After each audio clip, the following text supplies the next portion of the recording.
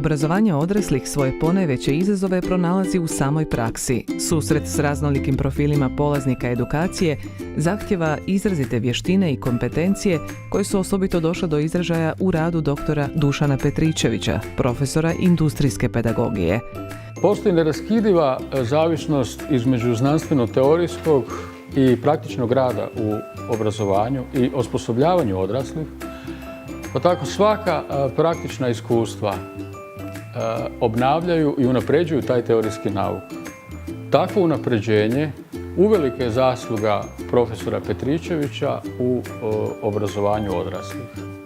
Uz posao rukovoditelja Odjela za razvoj u Ministarstvu prosvjete i športa Republike Hrvatske, profesor Petričević radio je i kao vanjski suradnik u nastavi na Učiteljskom fakultetu u Zagrebu te Visokoj školi za sigurnost u Zagrebu.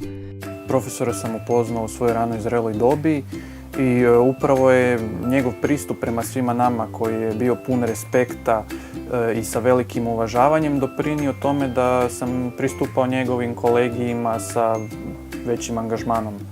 A mogu reći da je ta osobina mi dan danas najviše pomaže u poslovanju sa ljudima.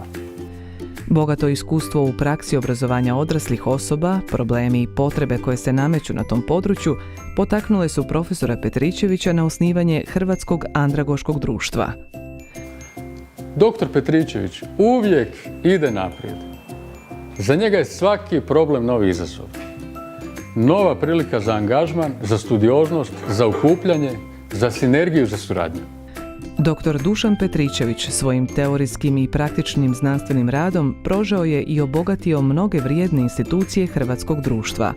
Posebno treba istaknuti njegovo članstvo u Akademiji odgojnih znanosti, Hrvatskom pedagoško-književnom zboru i Matici Hrvatskoj.